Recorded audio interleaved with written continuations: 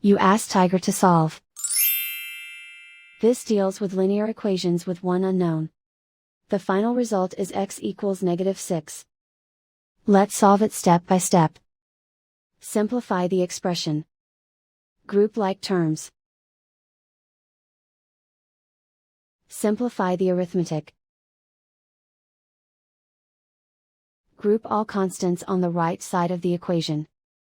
Add 5 to both sides. Simplify the arithmetic.